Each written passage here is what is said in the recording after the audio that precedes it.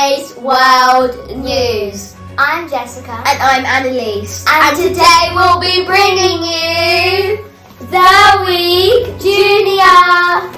Coming up today from the Week Junior, we'll be talking about this week's big news, around the world, well-being, and much more. Let's get started with this week's big news.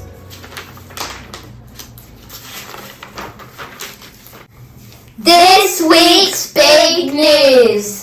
Government tries to fix gas shortage. A serious gas shortage is causing the price of gas to rise for ordinary people across the country. Several energy companies have been forced to close after they ran out of money. Why is there a shortage? The shortage has been caused by a long, cold winter last year when people used more gas to heat their homes. There has also been more demand for gas in Asia because more energy is being used compared to last year during the pandemic. Added to that, more gas had to be used to make electricity because the UK had the least windy summer since the 1960s, which meant that the wind turbines could not make enough power. Meanwhile, the UK's North Sea gas production was limited because maintenance work was delayed. Why is this an issue? In the UK, 38% of gas is used for heating homes, 29% for generating electricity, and 11% for business like shops. A shortage can mean price rises for people. This means they will have to pay more for their gas. Why are the prices rising? The price that energy companies pay to buy gas has increased by 250% this year. Well, what I think is that it's really annoying at the same time that people are using so much gas for many different reasons, but although it's for a good cause, as it's been like such a cold winter last year. So, yeah, it's quite annoying because they're using people are sometimes using too much gas for different reasons. Some reasons for a good cause, or some reasons that are really irrelevant and not needed to be done at that time. So I think it's quite unfair as well by how they're just, well, not everyone, I'm not saying everybody, I'm saying some people are just going to for example petrol stations and using billions and billions and so many tons of gas for reasons that are not important or not relevant to the point. I honestly think people shouldn't be using gas at all because cooking, yes, but other than that, no. Because if you can buy blankets and covers and just get under the covers and wear something warm at night, why do you need heaters? Why do you need gas at all? Just get a nice warm blanket, just get a cuddly toy, just get a nice warm pillow, just get a cover, switch on some relaxing music or make you feel nice and warm, and put some mood lights on. You don't need any gas at all. People are just getting so over dramatic. It's not like we are in the coldest part of the year at all. We are getting a bit cooler, but that doesn't mean we have to use so much gas. Just when I'm cold, I just get under a ton of blankets, get under the cover, and I'm warm within 5 seconds. So why waste gas when you can just use what you have? So it's just this is sort of not good. And I think for COP26 in November, when all the United Nations ministers will be speaking about climate change and things, this is one of the things that's causing it, because people are wasting so much gas, and how we generate gas and electricity is by burning fossil fuels, which are not good for the environment. So I honestly think, why use gas? Girls banned from schools in Afghanistan. A new school term has begun in Afghanistan, but the Taliban have so far only allowed boys and male teachers to return to secondary schools. The Taliban are a military and political group with extreme views. They seized power from the Afghan government in August after the US and its allies, including the UK, withdrew their armed forces from the country. Knowing that it's only girls being banned from school is really sad, because what have girls done wrong? I think it's a myth or something, but I've heard before that apparently only girls are supposed to do is stay home, clean the house, do all the washing up and cook the food, and boys are supposed to go to work and earn the money and have a good education and go in the military and things. But that's not fair, because we have a right to have education if we want to. If we want to be if we want to learn science or mathematics, we have a right to. I mean, and it's really devastating because me and Annalise are girls, and if we were, I mean, how would you feel if you were banned from school? Like you said, can't go to school under no matters at all. You cannot go to school. No homeschooling, no homework. You can't go to school at all. How would you feel? Absolutely devastated. Like, you don't have your, like, education that you deserve and your education that you need. Exactly. Would it be sensible for them to say, this school is for boys and this school is for girls? That would be much more sensible, rather than just saying, okay, no school for girls, only for boys. It's just so unfair. Really unfair. Around the world.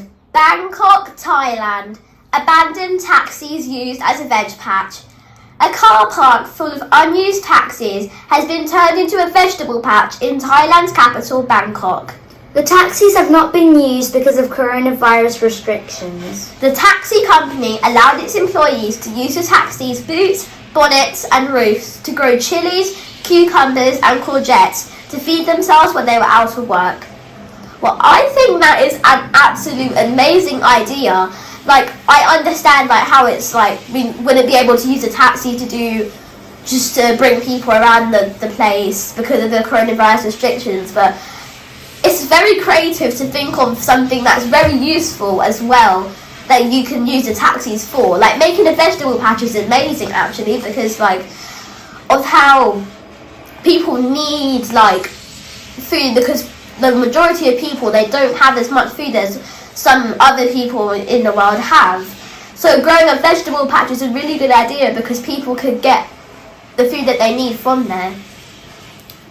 Auckland, New Zealand. Skeleton reveals penguin secrets. A recent study has found that a skeleton discovered in New Zealand by children in 2006 is a new species of prehistoric penguin. Scientists say the penguin, which stood at around 1.4 metres tall, is between 27.3 and 34.6 million years old. The discovery provides valuable information about how today's penguins evolve. Well, I'm shocked knowing that it's between like 27.3 and 34.6 million years old. Like, that's very, I would say, in the age group, probably ancient. Well-being. Tune into your feelings. It's important to trust yourself and be honest about your feelings. Happy truth. Studies have shown that being true to themselves makes people feel happier. Have you ever done something you didn't really want to do just because other people were doing it? All of us feel pressure to fit in at times, and this can lead us to pretend that we like things more than we actually do. When we do this, we're not being true to ourselves. It's important to be honest about your feelings with yourself, because this can help you feel happier, more confident and less anxious.